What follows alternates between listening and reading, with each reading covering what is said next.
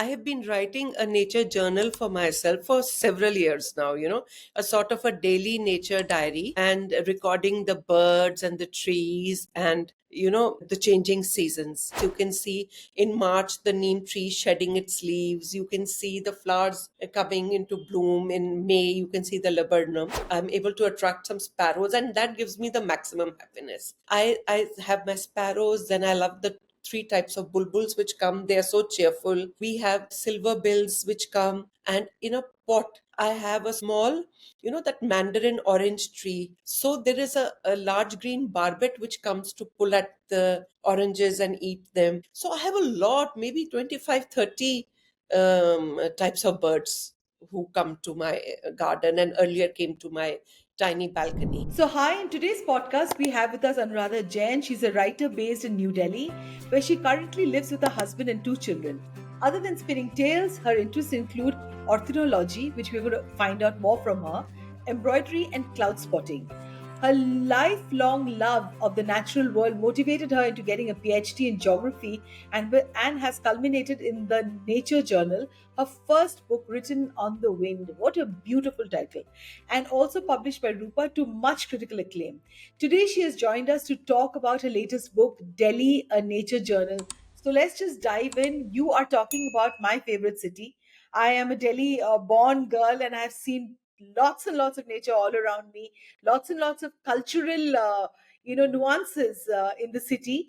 So let's just talk a little bit about the key motivation for you to write this book and what was the inspiration behind writing this book, Anuradha. Hi, Bahua. Uh, you know, as far as inspiration goes, there is no one particular inspiration event. I have been writing a nature journal for myself for several years now, a sort of a daily nature diary and recording the birds and the trees and, the changing seasons. So eventually, this book has culminated from those diaries which I wrote for several years and for different places wherever we lived.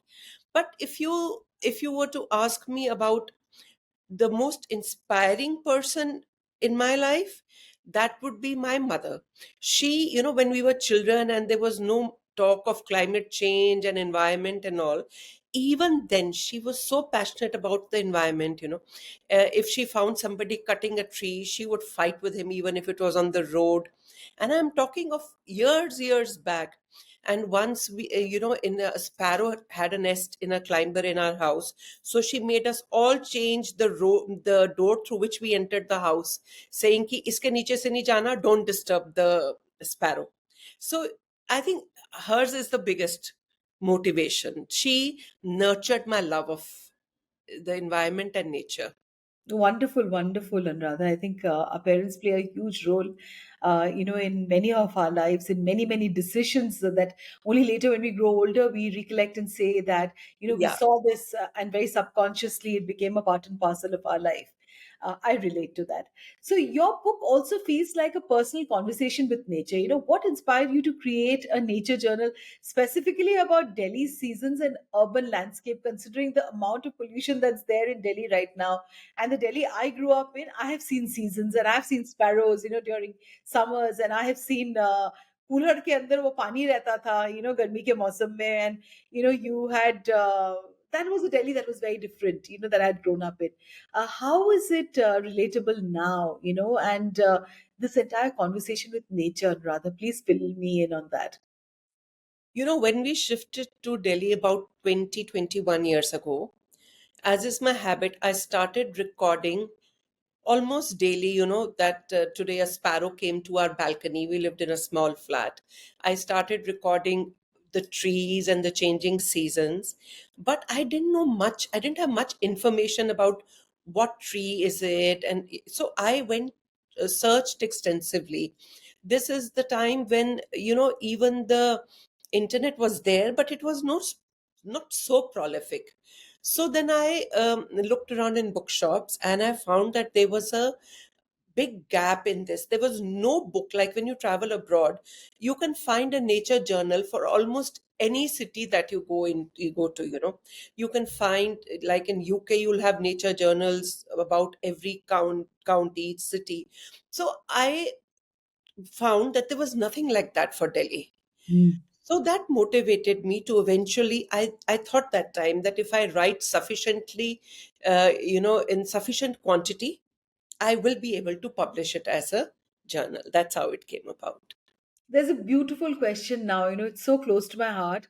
In Delhi, a nature journal, you take us through the seasons, okay, describing moments of beauty hidden in the city. Is very, very fast paced life. When you pass by, you're going to see a neem tree, whether it's blossoming, whether you're going to see, the mango tree sometimes. So, how did you start paying attention to all these subtle changes in nature while living in a city as large as Delhi? You know, I don't think it happened overnight. As I told you, I'm very curious by nature. I like, if I see a star, I want to know what is it. And I'm curious about, like, we have a house up in the hills. So I'm curious about the white flowers I see. I'm curious about the trees and the seasons changing. And I think it's an innate personality. So I want to know what a particular thing is. I want to know in which season what will flower. And it was also help, like, I'll give you an example. Like, my husband and I, we are traveling through Delhi in the car, and Delhi has these terrible traffic jams, and he will get irritated. He'll start muttering something under his breath. Every day Delhi is getting worse and worse. And we- I don't mind it at all. I'll just roll down the window and look at the sky and look at, if you're parked on the roadside, I'll see kaun si tree hai, which tree is there right next to me. And so I think it's a essential curiosity. Wonderful. So, can you describe how the summer, the changing weather, from the summer golden Lebanon, to the winter blooms, that shapes the experiences of the city that you live in? Tell us this unique relationship of city and seasons. You know, Seasons play out everywhere, whether you are in a city, whether you're in the countryside. The seasons play out the way they always have and they always will. Even if you are in a place where there's no tree, the season is going to play out. That is the way the universe is ordained. So, but even in Delhi, we are fortunate, is a very leafy and green city. So, it's very easy to spot the changing seasons. There are some parts of the seasons you miss. For example, spring is very short lived, autumn is short lived, but you can see the changing seasons, in the sense you can see in March the neem tree shedding its leaves, you can see the flowers coming into bloom. In May, you can see the laburnum. So the seasons are going to play out. It's just that you have to be able to notice them. Absolutely. I have a great memory, of Durga Puja. I'm a Bengali. And the Shuli flower, used to Yes, blossom. yes. And, we lived in government accommodation. My mother used to work with the government. And I remember the back there used to be a Shuli tree, and that entire fragrance that, wafted in the evenings into the room and in the mornings. And you know that Durga Puja is just around the corner. So this is so heartfelt. Thank you so much, and rather for sharing this. Let's talk a little bit about birds now. Birds play a very large role in your book. Could you tell us more about the species that you observe regularly in Delhi, and what do they symbolize to you as a person? You know, I would say that I see a lot of species in Delhi. I keep water out in all throughout the summer. I keep two terracotta pots. So I see a lot of birds. I even have small bird feeders. So the bird I enjoy seeing the most is the sparrow. When Me I was too. growing up, they were so common. You left crumbs out of crumbs of biscuit on a tray, they would come. But now they've become increasingly rare. So I am, Absolutely. with the grace of God, I'm able to attract some sparrows, and that gives me the maximum happiness. I have my sparrows. Then I love the three types of bulbuls which come. They are so cheerful. I have silver bills which come, and in a pot I have a small, that mandarin orange tree. So there is a large green barbet which comes to pull at the oranges and eat them. So I have a lot, maybe 25, 30 types of birds who come to my garden and earlier came to my tiny balcony. How wonderful, you know. Your illustrations by Bahar Meena Jain really bring your prose to life. So, can you talk about this collaboration process and how the illustrations really reflect the essence of the journal? She is my daughter, and she's a gifted artist. She is, draws all the time, paints all the time. So I asked her.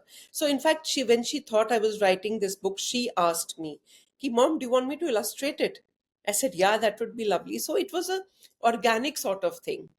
Nothing really this. It was organic, and that's how it is. She illustrated the cover of my first book, also written on the wind. What So wonderful, wonderful. So tell me a little bit about connection to memories of festivals in, like I just told you about Durga Puja and the Shivli flower. Is there anything that holds very, very special to you, Anuradha? I think so. I think Basant, for example, in Punjab, in Chandigarh, Basant was when my grandmother used to make yellow rice with raisins in it, and we would have kites which we would fly, and mithai ki dukanon mein there would be these yellow sweets. So, and then my son was born on Lodi Day. So, Lodi I always associate with the end of winter and the coming of spring and the reveries, and so there are lots of memories because in all festivals in India, most of them are season based. So there's no way you can not connect them to the season that they are in. Totally, totally. In your book, you also touch upon the sounds of nature, including birds and even ragas associated with certain seasons. Can you feel music and nature interest intersect in the Indian culture, especially in Delhi? Like for me, it's Megh Malhar during monsoons. Tell me which is your favorite. I think Megh Malhar only, and I think that is my favorite too. So these like we have Hindol for Basant, for spring. We have Deepak Rag Deepak for summer, and Megh Malhar. So I do think that there is a deep connection between, but I take it a little further also. I want to believe that there is a innate muture music in nature. There is a music scientists are now saying there's music in the planets, there's music in the sound of the leaves in the trees, there's music everywhere. So I like to find that larger connection in that. Wonderful, wonderful. So, we also know that Delhi can feel like a concrete jungle at times, but you found nature thriving in the midst of it. Can you talk about some of the lesser known spots around the city where nature still flourishes even now? We have the well-known places like Sultanpur, and we have Chandu, we have the Okhla Barrage. There is a wildlife spot there, and there are lots of such nature reserves near Delhi. But what I am trying to say through this book is that it's lovely to go to these nature reserves, but even your local park, like if you take a stroll through Nehru Park, you will see the different trees and the leaves and the birds. So you don't have to go to a nature reserve. We are fortunate that Delhi is a green city by and large. And these old trees which line the avenues, and so you don't have to go to a particular nature reserve. Maybe your local park has enough Many for. trees, yeah. Yeah. So in the book, festivals like Basant Panchami and Holi are linked with seasonal changes. How do these festivals reflect nature's cycles in Delhi and how do they inspire your writing? I told you earlier that, festivals are so closely linked to seasons and nature. Like you have these harvest festivals, or Yeah, you have Makar Sankranti or Lodi, which is the end of the summer sol, which traditionally mark the end of the winter and the beginning. winter solstice and Yeah, the beginning of spring. So yes. these harvest festivals, and then there is Holi, which is also in Basant. Then in Shivratri, like I remember, like my mother used to tell me that Diwali, the diyas, they are also, they all the in winter at that time the insects and all used to die out. We used to say winter is the healthy season. So they used to say कि जो दिए जलते हैं ना, इसमें जो पतंगे वगैरह होते हैं, they all finish for the season. So you have a healthier season ahead. So I think there's a lot of connection in that. Yeah, absolutely. For me, Basant Panchami is also Saraswati Puja. And Yes. that's the time, we pray to the goddess of art and writing and literature. And you wear yellow at that time, again, beginning, Yeah. the season. So, but there are many people in a city who don't have lawns or large, they don't have access to large gardens. So, what advice would you give to them who live in apartments and wants to have a connection with nature and want to cultivate it? What can they do in their own space? Well, I think the first thing is you can keep out a little pot of water during the summer months. That is a sure way, because the summer in Delhi is so scorching and so dry that that is sure to attract flowers. I mean, sorry, birds. So that I would say would be the number one thing. If you have place, maybe you can have a small bird feeder, but that there is no guarantee because pigeons have become a menace. So, but you can have small plants. You can have a creeper and or a fragrant creeper, which will make your house fragrant. So you can have pots, you can have water, you can have anything you want. It doesn't, or you can go down to your neighborhood park. It doesn't have to be. Uh, you don't need a garden to enjoy nature. So It tell me does. for bird feeders, and rather, can we just keep rice? We can keep a bit of gehu. What is it that we can keep for the birds to eat? What I do is you get a sort of pre-mix from Amazon. There are types and types of bird mixes you get in Amazon, but you can also make a mixture of seeds. Local chakki wala will give you can buy some bajra, jwar, some wheat, some little bit of rice. You can make this mixture at home also and add some seeds to it. So you can do it there, or you can buy it ready made from Amazon.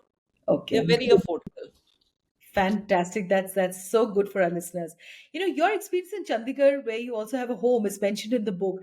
Do you find a contrast between Delhi and Chandigarh's nature, and how does this affect your journaling? Essentially, there is no contrast at all. It's the same zone, same trees, same birds. It's the same geographical area, actually. But the only thing I would say is that Chandigarh is less densely populated. So the roads feel wider, they are wider, and there is no littering. So you can actually see the leaves falling on the roads, and it's a cleaner city. And also, because of the closeness of the mountains, it's a little cooler, in the sense that Delhi is in an arid zone. It So is. Delhi gets that those dust storms, and because it's surrounded by arid areas and it's in a bowl, so because of which it's prone to pollution much more than Chandigarh is. Other than that, it's the same geographical area. So let's just talk a little bit about, you've already said that you really are excited to see the sparrow. And I also second you with this because my childhood memories are about the sparrow and coming in the afternoons and we can see the sparrows. Mummy jab gehu wo dho ke hum log, we used to get the whole thing done. Yes. A grind, you take it for grinding and then you make your, it comes the hot atta that comes at home and she wanted to do the chakki wala atta and the gehu, while you're drying it out in the sun, you're going to find so many birds that come in. Yeah. And yes, sparrow, and also for me, the crow is also a bird that I find exceptionally, a very, very regal bird that is associated with a lot of things, with our religion and with nature, of course. So, writing a nature journal is an invitation, for others to explore their surroundings. So, how do you hope that readers of Delhi and Nature Journal will be inspired to reconnect with nature in their daily lives, which is a must in today's times, Anuradha? Like you spoke about the crow, I'll tell you a small experience. Now, I like to think that there is a crow who has become a friend of mine. When I come out into the balcony, the family laughs at me and says this is visual thinking, but actually, he comes down. He flies down from the tree and he looks for tidbits which I give him. So they are very intelligent birds. Birds are he's intelligent enough to sense that I'm going to give him something to eat or to keep water out for him. So he's become my friend. And we can all do this. We can all reconnect with nature. It's not only through birds, it's through it's through so many other ways we can reconnect with nature in Delhi itself. I'll give you an example. Like in the colony where we live, one morning while walking, we saw a black kite's nest on the ground. My son had been observing that nest for many days, and suddenly it was on the ground. And of the two fledglings, one had died and one was struggling. So my kids got so upset. They brought an empty shoe box and they lined it with cotton and they put that fledgling and they immediately rang up the wildlife SOS, which was very responsive. So they came and they took the little bird, and then as it grew in their this thing, they used to send photographs to my son that, look, your bird has become, is doing well. So I think it's, you just have to look differently. I should say that's it. So rather, it's phenomenal when you're talking to me, being a Delhi girl. There is a bird hospital in Delhi. Yeah, In Chandni Chowk, when you yeah, go, there's a yeah. huge bird hospital there. Yeah, fantastic. So, finally, what is next for you as an author? Do you plan to continue exploring the relationship between nature and urban life in your future writing also? I would like to do that. And, like we have a house in the hills, above Kufri, if you've been to Simla Kufri, I've been to Simla, but not Kufri. Yeah. Okay, so we have a house above that. It's at more than 8,000 feet. So these days, because of my innate curiosity, I am, I'm photographing wildflowers and I want to know, write about them maybe at a later date. And basically, even in the book that I wrote first, which was a fiction based on the partition, I brought in some nature because I have this very strong conviction that we are all, you know, co-owners of this planet we live in. We are the more intelligent race. We are the more intellectually aware race. But that doesn't make us the, owners of this place. We are sharing space with other creatures. So I do think this will find, if I'm undecided yet what I'm going to write next. I have 2 3 projects in mind, but I think nature will feature very strongly in all of them. Thank you so much for being on today's podcast, Anuradha. We wish you luck and many, many more books where we again find this whole spiritual connection, I think, between nature and human beings. Because, after I lost my father, I just felt that there was nature that was giving me out so many messages all around me. Yes, it does actually, Yeah. you just I have to mean, be tuned to hearing those messages. It yes, does all the time. it does all the time. So Yeah. thank you for being on today's podcast and wish you all the best. Thank you so much for having me here. Thank you.